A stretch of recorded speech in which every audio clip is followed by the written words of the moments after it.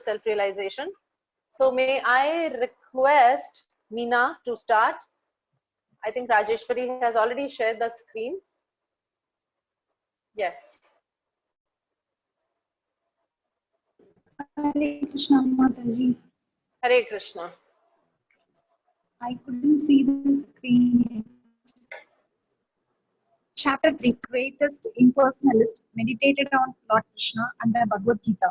Srila Prabhupada reprimands impersonalist yogis and swamis, the normal followers of the 9th century teacher Shankara, in this commentary on the latest Bhagavad Gita.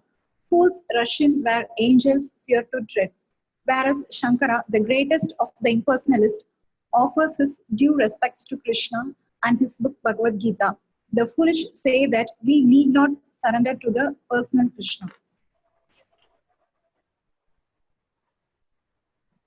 Continue. Bhagavad Gita. Through thy 18 chapters, thou showerest upon man the immortal nectar of the wisdom of the Absolute, O blessed Gita. By thee, Lord Krishna himself enlightened Arjuna. Afterward, the ancient sage Vyasa included thee in the Mahabharata, O loving mother, destroyer of man's rebirth, into the darkness of this mortal world. Upon thee I meditate. Continue. Salutations to thee, O Vyasa, thou art of mighty intellect, and thine eyes are large as the petals of the full-blown lotus. It was thou who brightened this lamp of wisdom, filling it with the oil of the Mahabharata. Purport. Sripada Sankaracharya was an impersonalist from the materialistic point of view, but he never denied the spiritual form known as Satchidananda Vigraha, or the eternal, all blissful form of knowledge that existed before the material creation.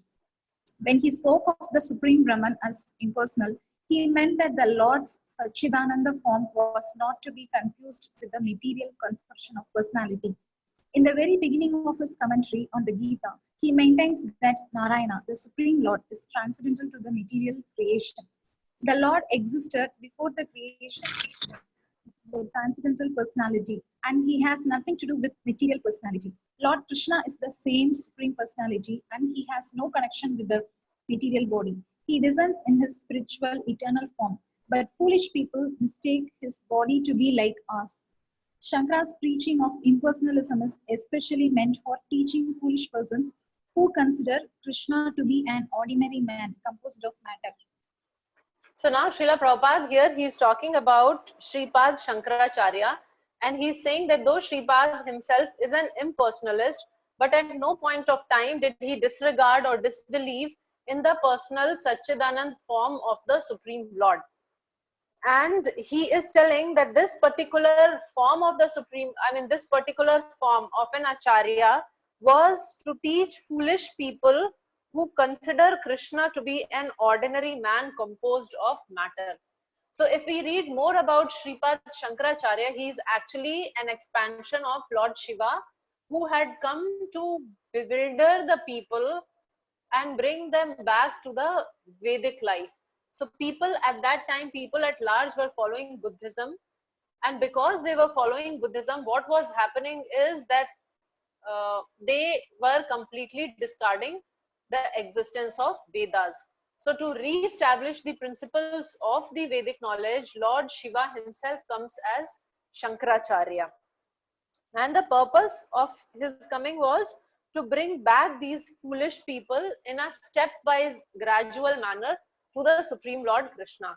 So though he was advocating the philosophy of impersonalism, but then simultaneously he completely had faith in the Satchidanand form of the Supreme Lord.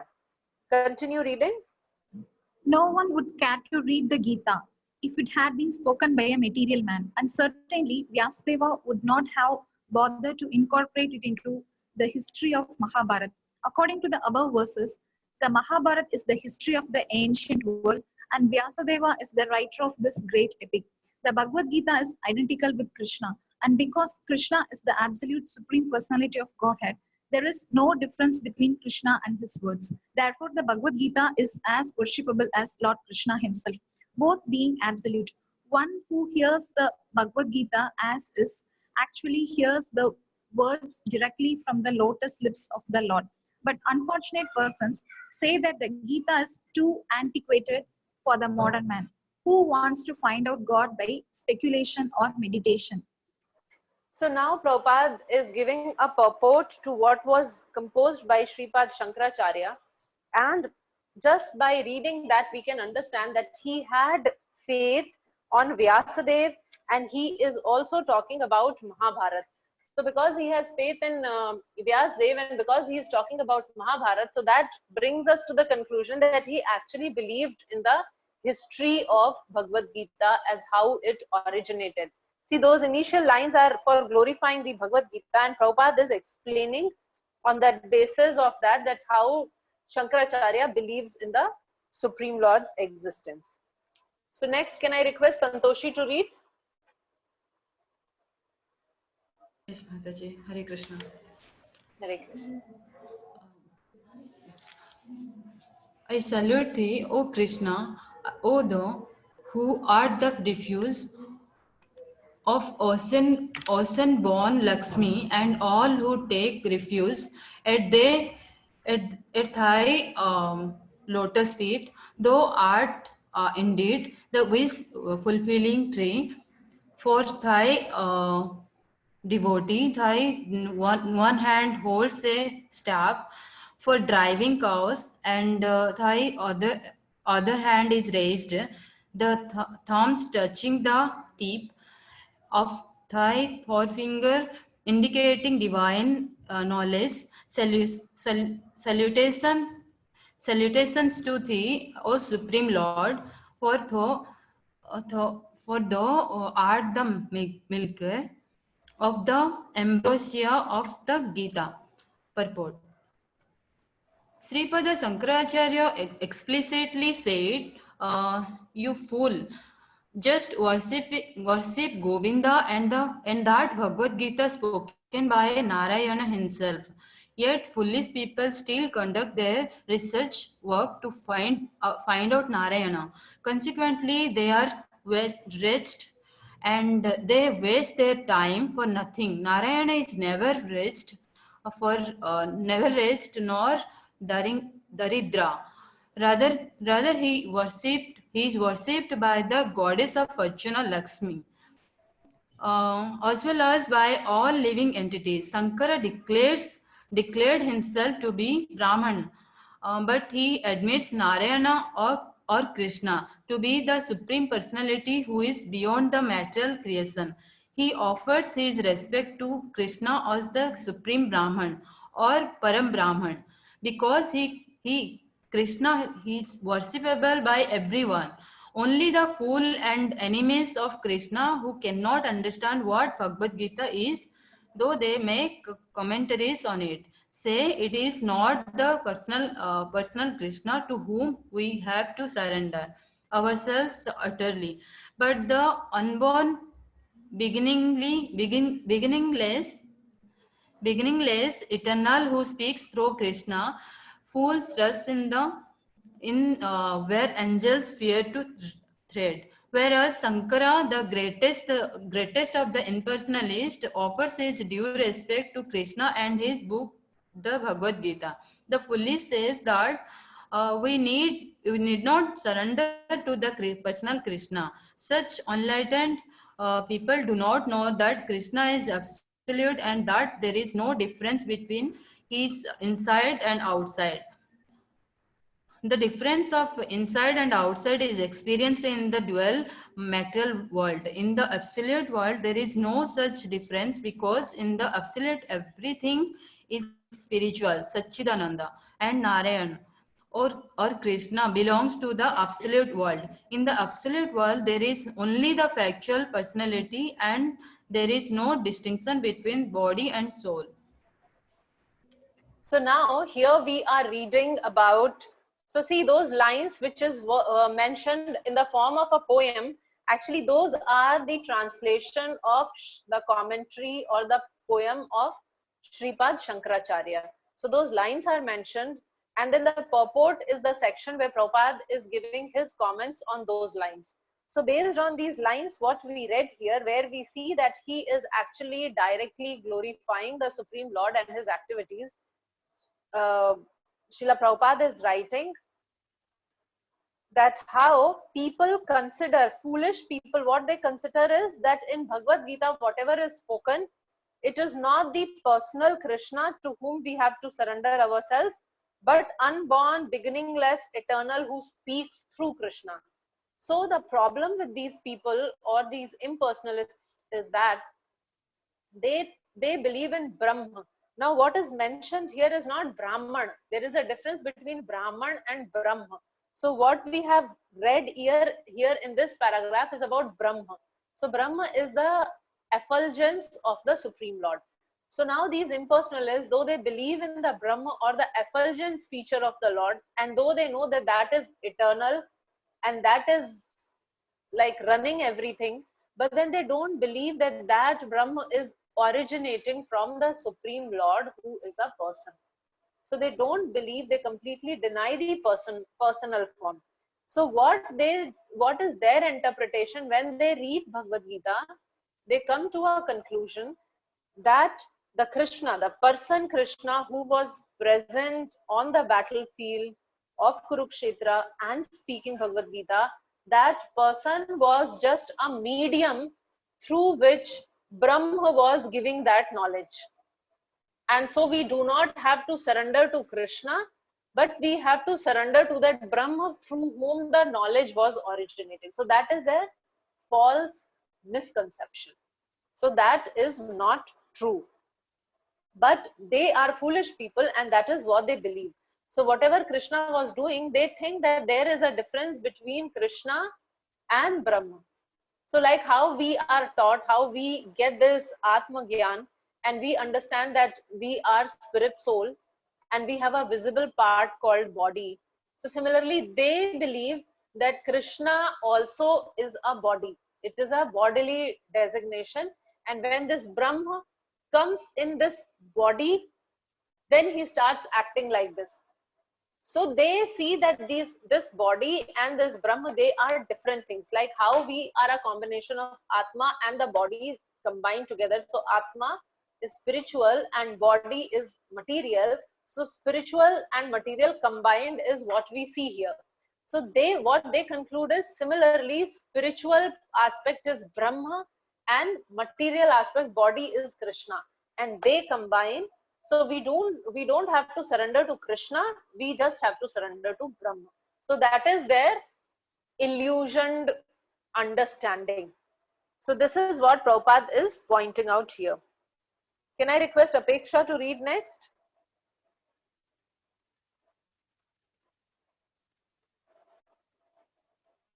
Apeksha, you are here? Yes, Mataji, reading. Yes. The Upanishads are like a herd of cows. Lord Krishna, son of a cowherd, is their milker. Arjuna is the calf. The supreme nectar of the Gita is the milk, and the wise man of purified intellect is the drinker. Unless one understands spiritual variegatedness, one cannot understand the transcendental pastimes of the Lord. In the Brahma Samhita, it is said that Krishna's name, form, quality, pastimes, entourage, and paraphernalia are all Ananda Chinmaya Rasa. In short, everything of his transcendental association is of the same composition of spiritual bliss, knowledge, and eternity. There is no need to his name, form, etc. Unlike in the material world, where all things have their end, as stated in the Bhagavad Gita, only fools deride him, whereas it is Shankara, the greatest impersonalist, who worships him, his cows, and his pastimes as the son of Vasudeva and pleasure of Devaki. So now again, continuing on the same similar lines what we discussed in the previous purport.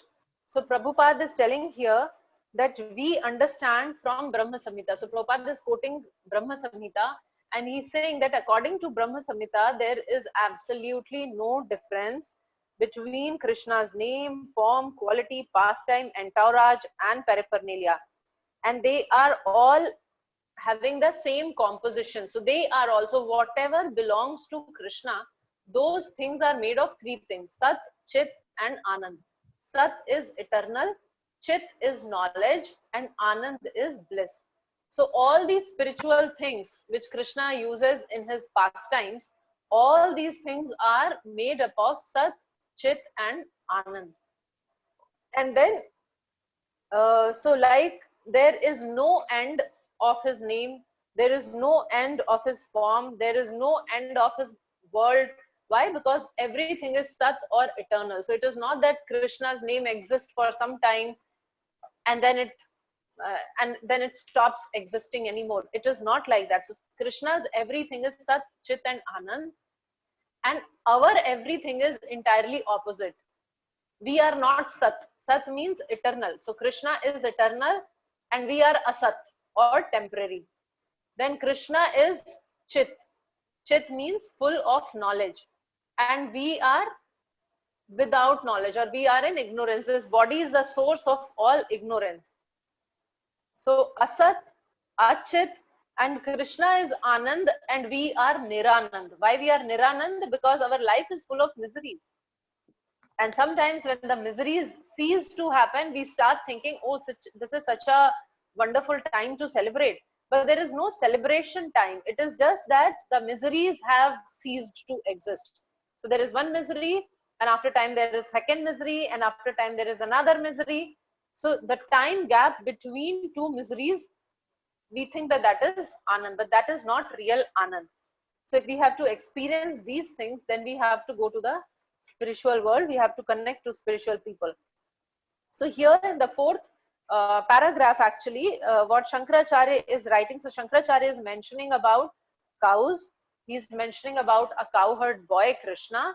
He's mentioning about Arjuna. He's mentioning about the Bhagavad Gita. So Prabhupada is writing that Shankaracharya completely agrees that this Krishna is the Supreme Lord.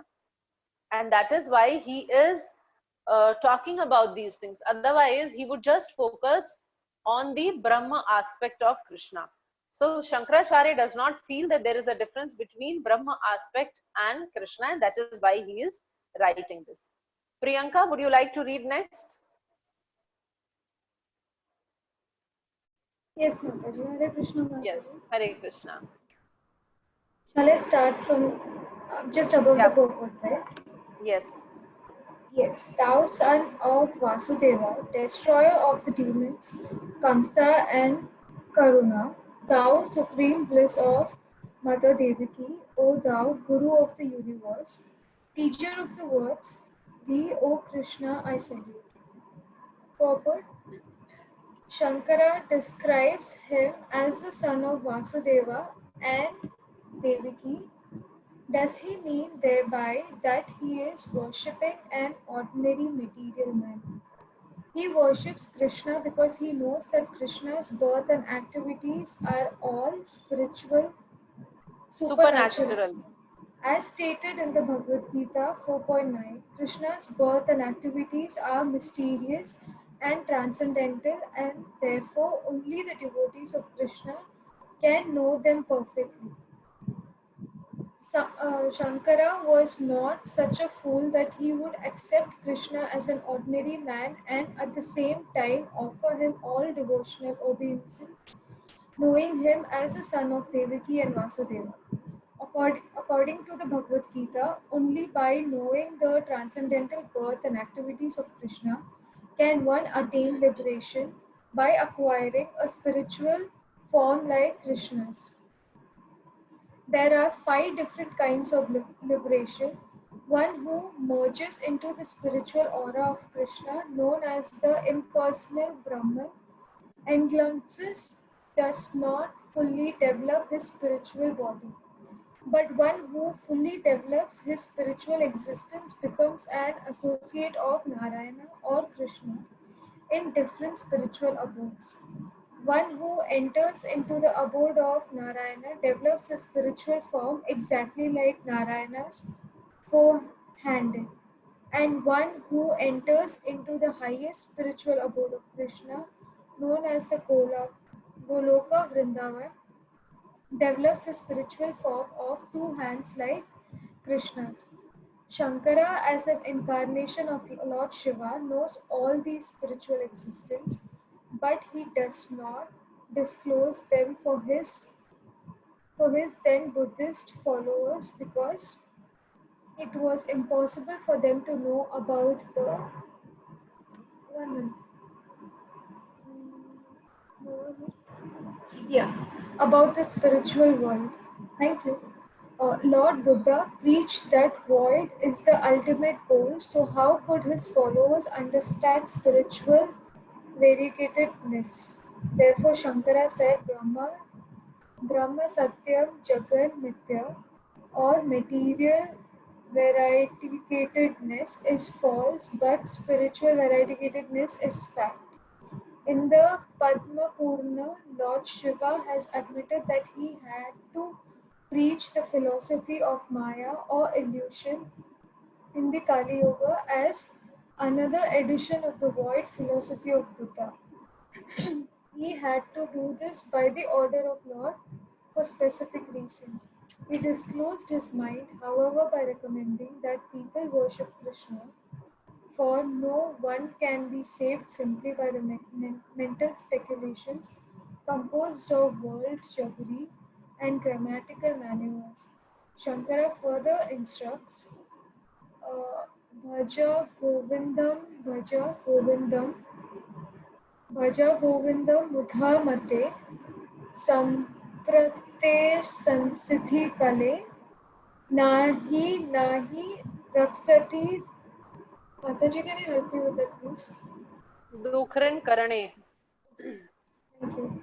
You intellectual fools, just worship Govinda. Just worship Govinda. Just worship Govinda.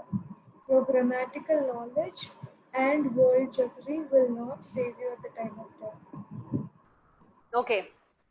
So now here Prabhupada is writing quite a few important points in this purport. So first point, because here we see that in the fifth passage, there is a mention of Mother Devaki, that he is, Shankaracharya is actually calling Krishna, addressing Krishna as the son of Devaki and Vasudev. So here, Prabhupada first begins the paragraph by telling or by pointing out that Krishna's birth and his activities both are supernatural. Supernatural means it is not ordinary. It is amazing. It strikes out. It stands out. It is wonderful. It is adbhut. So here Prabhupada is telling that Krishna's birth also and the activities also both are amazing or extraordinary. So now he's saying that somebody like Shankaracharya, who's calling, who is addressing here, who's bringing out this point that Krishna is the son of Devaki and Vasudev, is actually trying to glorify the appearance of the Supreme Lord.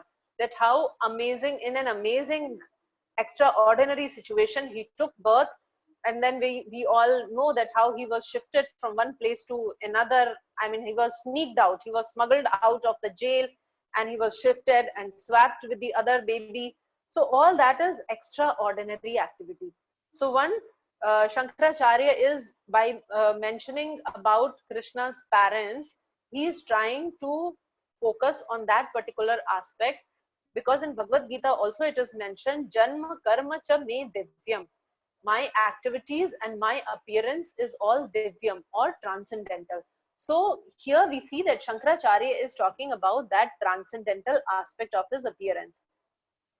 Then further Prabhupada talks about that one who merges into the spiritual auras of Krishna and attains the Brahma effulgence. So those people who think that Brahma is supreme, so what happens to them is, after completing their lifespan, at the time of death, they go and they merge in the Brahma. So for that, Prabhupada is writing that actually that is not the perfectional stage of spiritual body. Prabhupada is writing that their spiritual body is not fully developed. So like for example, if there is a huge mango tree, and mangoes generally, what happens is, they come together. I mean, in one tree, there are a lot of fruits which come together. And then there is a time when all these small mangoes would be green, dark green. And then gradually it becomes a little bigger. And then there is a gradual transition from green to yellow. And when it becomes completely yellow, then that mango is ready to be eaten. Then that gives such a sweet nectarian taste. But suppose if we pluck a mango which is not green, but then which is not fully yellow yet. So what happens is we pluck the mango and then we realize that it is hard. It is not so soft. And then we think that, okay, let me anyways eat it, and we cut it and we start eating it. And then we would notice that the taste is also, it is sour and sweet. It is mixed taste. It is not sweet. It is not like nectar. It is like there is some mixture of two tastes. So we generally, when we go out for shopping mangoes, the type what we want is generally like if you want to eat it as a fruit, or if you want to make some mango ice cream or mango milkshake, we are looking for fully ripened mangoes. So these Brahmavadis are like those light green mangoes. So it may appear that it is mango and it will serve the purpose, but if we buy, then we realize it is not all that good. So though they are spiritual, which means though they are on the process of ripening, these mangoes are also in the process of ripening, but they are not completely ripened. So that is what Prabhupada is mentioning here by saying that their spiritual body is not fully developed. And then he says that there are different types of liberation, and one type of liberation is when you go to Vaikuntha. So when you go to the abode of Lord Narayan. So when we go to the abode of Lord Narayan, all the residents there have a spiritual body. And how is their spiritual body? Their spiritual body has 4 arms. Like when we read the pastime of Ajamil, and we hear that how the Vishnu Dutas came to protect him. So those Vishnu Dutas had 4 arms. So if we perfect our life, so we may go to Vaikuntha, where we may have 4-armed form, and there the activities or the relationship what predominates in that loka is of master and servant. So we become the servant and we serve there in servitude. And there are very few devotees who are Krishna devotee.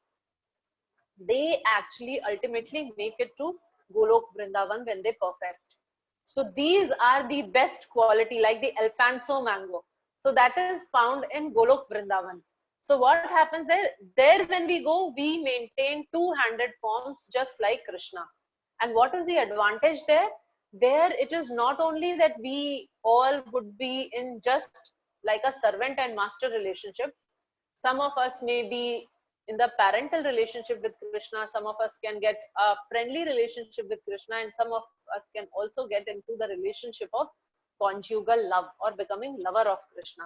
So there are a lot of variety. So like Prabhupada was talking about variegatedness. So what is variegatedness? Variegated means different varieties. So when we go to the spiritual world, there are different varieties. There are different options. So whether I love Krishna as a mother, or I see Krishna as a brother, or I see Krishna as a friend, or I see Krishna as a lover, or I want to be just the servant of Krishna, or I want to be in a very neutral state, just observing Krishna. So I have so much of awe and reverence that I don't want to directly go and talk to him. I just want to watch him. So I can become a tree or a creeper or a mountain or a water body or a cow or a peacock, just watching Krishna. So there are various relationships which we can have with Krishna. Just like if you have the top quality Alfonso mango, whatever you make out of it, you make out fruit cream, you make mango shake, you make mango ice cream, you eat raw, just that mango itself, every way it is very sweet and nice. But there are some other cheaper categories of mangoes who are completely ripened, looks wise they are completely yellow, but still there is some little, I mean, they're not so sweet. So but some people like those mangoes also. Like for example, I don't know so much in South India, but in North India there is one variety of mango called Langada. So that Langada mango, or there is another variety called Chausa. So it is sweet, but that sweetness is different from the sweetness of Alfonso or Dashehri. So there are different varieties. So actually, when we are trying for getting out of the cycle of birth and death, there are different varieties of mangoes available.